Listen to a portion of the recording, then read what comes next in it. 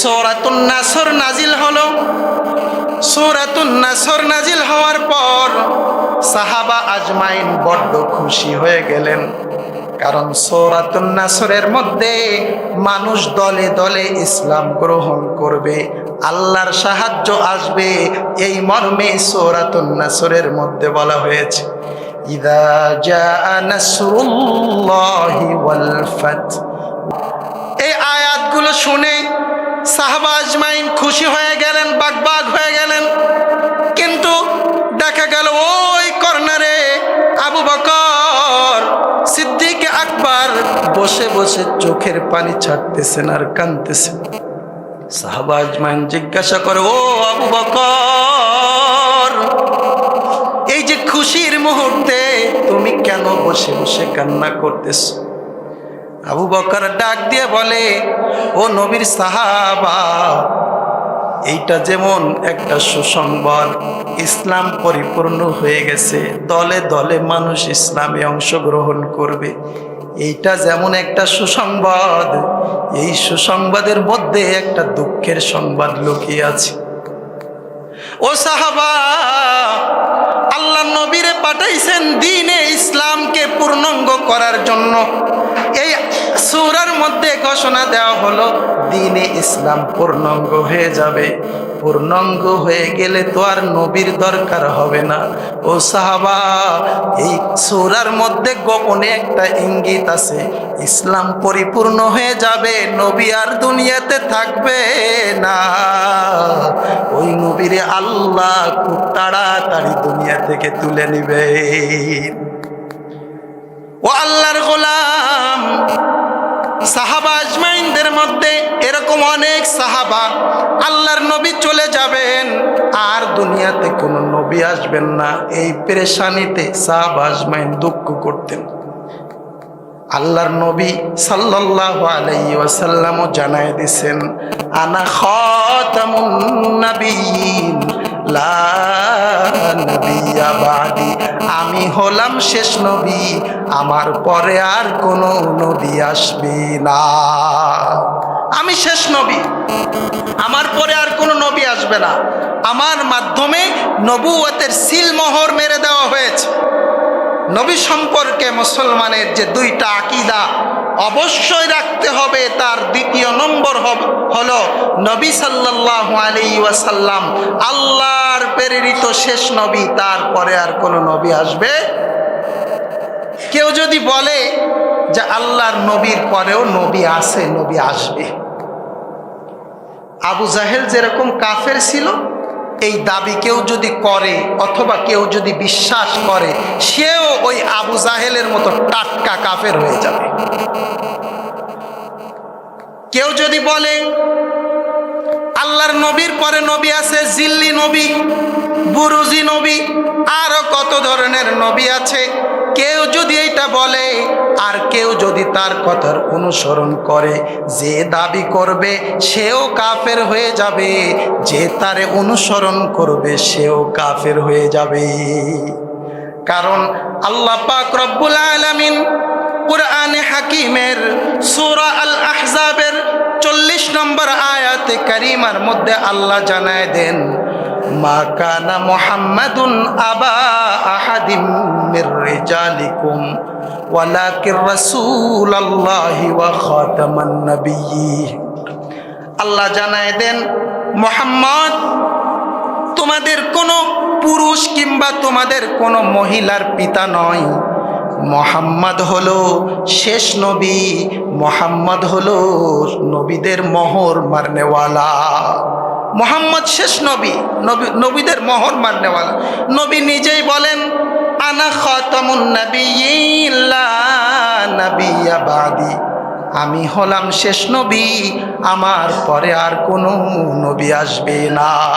আল্লাহর নবী সাল্লাল্লাহু আলাইহি ওয়াসাল্লাম বলেন, আমার দৃষ্টান্ত মাসালি ওয়া মাসালুল আম্বিয়া ক্বাবলি কারাজুলিন বানা বাইতান, আমার দৃষ্টান্ত আর আমার পূর্বে যত নবীরা এসেছে ওই নবীদের দৃষ্টান্ত হলো ওই ব্যক্তির মতো যে ব্যক্তি সুন্দর একটা ঘর নির্মাণ করলো। আহসানাহু ওয়া আজমালাহু, ঘরটারে খুব সুন্দর করে বানালো, লেটেস্ট ডেকোরেশন দিয়ে ঘরটারে সাজালো।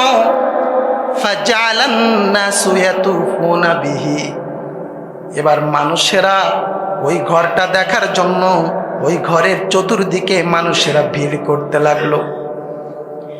ওয়ায়াজাবুনা বিহি, ঘরটা দেখে সবাই বিমোহিত হতে লাগলো, ঘরটা দেখে সবাই বিস্মিত হলো, এত সুন্দর ঘর। কিন্তু সবাই তাকায় তাকায় দেখলো ওই ঘরের এক কোনায় একটা ইট এখনো লাগানো হয় নাই, একটা ইটের জায়গা ফাঁকা রয়েছে। লোকেরা সবাই বলতে লাগলো, ফাহাল্লা উজিয়াত হাদিহিল লাবিনা, ও ঘরের মালিক, এই ইটটা কেন লাগানো হয় নাই, এই ইটটা কেন এমনি রেখে দেওয়া হয়েছে? আল্লাহর নবী সাল্লাল্লাহু আলাইহি ওয়াসাল্লাম বলেন, ফাআনা যালিকাল লাবিনা, ওই যে সুন্দর ঘর, ওই ঘরটা হলো রিসালাতের ঘর, আর ওই ঘরের শেষ ইটটা হলো আমি। ওয়া আনা খাতামুন নবীন, আর আমি হলাম সমস্ত নবীদের পরিসমাপ্তকারী, আমি সমস্ত নবীদের পরিসমাপ্তকারী। এটা মুসলমানের আকীদা। এই বিশ্বাসের কারণে আমরা মুসলমান হয়েছি। এই বিশ্বাস কেউ যদি না রাখে তাহলে মুসলমান হব না।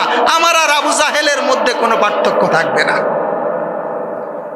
ওরে আল্লাহর গোলাম, যুগে যুগে এমন অনেক মিথ্যা প্রতারক বের হয়েছে, যারা আল্লাহর নবীর খতমে নবুওয়াতের চাদরটা ধরে টান দিছে, আল্লাহর নবীর খতমে নবুওয়াতের আকীদার উপর আঘাত করেছে, আল্লাহর নবী সাল্লাল্লাহু আলাইহি ওয়াসাল্লামকে অপমানিত করেছে।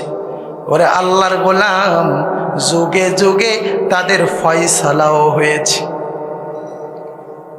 কোন মুসলিম দেশে কোন নাস্তিক, কোন মুরতাদ, কোন বেঈমান, কোন প্রতারক, কোন ভণ্ড যদি আল্লাহর নবীর খতমে নবুওয়াতের চাদরটা ধরে টান দেয়, ওই মুসলিম দেশের শাসকের করণীয় কি? হাদিসের মধ্যে আমরা দেখতে পাই। চলেন একটু ঘুরে আসি আল্লাহর নবীর জামানা থেকে। আল্লাহর নবী সাল্লাল্লাহু আলাইহি ওয়াসাল্লামের ইন্তেকালের কিছুদিন আগে আল্লাহর নবী জানতে পারলেন মুসাইলামাতুল কাজ্জাব এবং আসওয়াদ আনাসি নামে দুইজন প্রতারক আল্লাহর নবীর জীবদ্দশায় নবুয়তের দাবি করেছে। আল্লাহর নবী যখন জানতে পারলেন মুসাইলামাতুল কাজ্জাব এবং আসওয়াদ আনাসি মিথ্যা নবুয়তের দাবি করেছে, তখন আল্লাহর নবী সাল্লাল্লাহু আলাইহি ওয়াসাল্লাম তাদের বিপক্ষে ব্যবস্থা গ্রহণ করার জন্য যখন উদ্যোগ গ্রহণ করলেন, এর মধ্যেই আল্লাহর নবী সাল্লাল্লাহু আলাইহি ওয়াসাল্লামের ইন্তেকাল হয়ে গেল। আল্লাহর নবী সাল্লাল্লাহু আলাইহি ওয়াসাল্লাম দুনিয়া থেকে চলে গেলেন। আল্লাহর নবীর পরে মুসলিম সরকার হিসাবে, সরকার প্রধান হিসাবে আবির্ভূত হলেন, মনোনয়ন দেওয়া হলো আল্লাহর নবী সাল্লাল্লাহু আলাইহি ওয়াসাল্লামের শীর্ষ খলিফা হযরতে সিদ্দিক আকবর আবু বকর রাদিয়াল্লাহু তাআলা আনহুকে। আবু বকর রাদিয়াল্লাহু তাআলা আনহু মুসলিম বিশ্বের প্রথম খলিফা। মসনাদে সমাসীন হলেন, সরকার গঠন করলেন। সরকার গঠন করার পরে আবু বকর রাদিয়াল্লাহু তাআলা আনহু প্রথম যে পদক্ষেপ গ্রহণ করলেন, সেই পদক্ষেপের নাম ছিল ইয়ামামার যুদ্ধ। ইয়ামামার যুদ্ধটা ছিল মূলত মুসাইলামাতুল কাজ্জাব এবং মুসাইলামাতুল কাজ্জাবের অনুসারীদের সাথে। সিদ্দিক আকবর রাদিয়াল্লাহু তাআলা আনহু সৈন্যবাহিনী পাঠিয়ে দিলেন, মুসাইলামাতুল কাজ্জাব এবং তার অনুসারীদের সাথে যুদ্ধ ঘোষণা করলেন। মুসাইলামাতুল কাজ্জাবের সাথে মুসলিম বাহিনী যুদ্ধ করলো, রক্তক্ষয়ী যুদ্ধ হলো। এক পর্যায়ে মুসলিম বাহিনীর এক বীর নওজওয়ান ওয়াহশী রাদিয়াল্লাহু তাআলা আনহু, যে আল্লাহর নবী সাল্লাল্লাহু আলাইহি ওয়াসাল্লামের চাচার কলিজা চাবাইছিল, ওই ওয়াহশী আল্লাহর নবী ওয়াহশী মুসাইলামাতুল কাজ্জাবকে হত্যা করলো। মুসাইলামাতুল কাজ্জাবের পরিসমাপ্তি ঘটল, মিথ্যা নবুয়তের ভণ্ড দাবিদার দুনিয়া থেকে শেষ হলো, মুসলিম বাহিনীর বিজয়। কিছুদিন পরে আসওয়াদ আনাসি ইয়ামান থেকে মিথ্যা নবুয়তের দাবি করল। সিদ্দিকে আকবর তখনও খলিফা। সিদ্দিকে আকবর চিন্তা করলেন, এমন দমন নীতি দিয়ে কাজ হবে না, আল্লাহর নবীর নবুয়তের চাদর দিয়ে যে টান দেবে তার জন্য সরকার সব থেকে কঠোর দমন নীতি গ্রহণ করবে। সিদ্দিকে আকবর রাদিয়াল্লাহু তাআলা আনহু আবার বাহিনী প্রেরণ করলেন। বাহিনী প্রেরণ করে আসওয়াদ আনাসিকে হত্যা করলেন এবং তার অনুসারীদেরকে হত্যা করলেন। আমার প্রিয় মুসলমান ভাইরা, কোন মুসলিম দেশে কোন প্রতারক যদি নবুয়তের দাবি করে বা নবুয়তের দাবিদারের অনুসরণ করে, একজন মুসলিম শাসকের করণীয় কি সেটা আবু বকর সিদ্দিক থেকে শিখে আসতে হবে। মুসলিম শাসক ওই মিথ্যা নবুয়তের দাবিদারকে দমন করার জন্য সব থেকে কঠোর দমন নীতি গ্রহণ করবে, সংসদের মধ্যে আইন পাশ করবে। আল্লাহর নবীর পরে কোনো নবী নাই, এই আইন সংসদের মধ্যে পাশ করে সব থেকে কড়া দমন নীতি পাশ করে মিথ্যা নবুয়তের দাবিদারের অনুসারীদেরকে দমন করবে। কিন্তু আমরা বিগত 17 বছর ধরে দেখেছি যে আল্লাহর নবী সাল্লাল্লাহু আলাইহি ওয়াসাল্লামের নবুয়তের চাদর নিয়ে যারা টানাটানি করে, মির্জা গোলাম আহমদ কাদিয়ানী এবং তার অনুসারীরা বাংলাদেশের বিভিন্ন প্রান্তে প্রান্তে তারা তাদের মিশনকে বাস্তবায়ন করেছে। হাজার হাজার মুসলমানদেরকে তারা আহমদী মুসলমান নামে কাদিয়ানী ধর্মে দীক্ষিত করেছে। কিন্তু উলামা ইকরাম যখন জাতিকে সচেতন করেছে, তখন স্বৈরাচার সরকার উলামা ইকরামদের উপর জেল জুলুমের স্টিম রুলার চালিয়েছে আর মিথ্যা নবুয়তের দাবিদারকে সরকারি প্রটোকল দিয়ে দিয়ে জামায় আদর করেছে। আমার প্রিয় মুসলমান ভাইরা, একজন মুসলিম শাসক কি করবে? হযরতে সিদ্দিক আকবর রাদিয়াল্লাহু তাআলা আনহু থেকে আমাদের শিখতে হবে। ওরে আল্লাহর গোলাম, একটাই কথা মুসলমান হিসাবে, একটাই কথা আমাদের, একটাই আওয়াজ। বাংলাদেশের মধ্যে সব শ্রেণীর মানুষরা থাকবে, কিন্তু মুসলমানের সাথে প্রতারণা করে কোনো প্রতারক বাংলাদেশের মধ্যে থাকতে পারবে না। হুজুর, তাহলে বলেন, ওই যে কাদিয়ানী ধর্মমতে বিশ্বাসী এরকম হাজার হাজার মানুষ বাংলাদেশের মধ্যে আছে, এদেরকে দেশ থেকে বের করে দিব? এরা কি দেশের নাগরিক নয়? এরা কি ট্যাক্স দেয় না? এরা কি দেশের কার্যক্রমে এরা নেই? এদেরকে কি দেশ থেকে বের করে দেব? না, দেশ থেকে বের করার কথা বলি না। তবে আপনাদের কাছে একটা জিজ্ঞাসা করি, মনে করেন বাড়ি শ্বশুর আসছে অথবা ভিআইপি মেহমান আসছে, ম্যাডাম 2000 টাকা দিয়ে ব্যাগ একটা ধরাই দিছে, যাও বাড়ি বড় মেহমান আসতে, লক্ষ্মীপুর বাজারে যাও, তাড়াতাড়ি যে 2 কেজি গরুর গোশত আনো। চলে গেলেন লক্ষ্মীপুর বাজারে, যে দেখলেন রান 2টা ঝোলানো আছে। বিক্রেতা বলল একদম তাজা দেশি গরুর গোশত, উপরে নেম প্লেটে লেখা আছে গরুর গোশত। 2 কেজি কিনে নিয়ে আসতেন বাড়ি যখন কিনে আনলেন, ম্যাডামের কাছে রান্না করতে দিলেন, তো ম্যাডাম কুটাপাটা শেষ করার পরে ম্যাডাম বলতেছে, এটা তো গরুর গোশত মনে হচ্ছে না, এটা তো অন্য গোশত মনে হচ্ছে। পরীক্ষা নিরীক্ষা করে দেখা গেল ওইটা গরুর গোশত না, ওইটা মূলত শূকরের গোশত।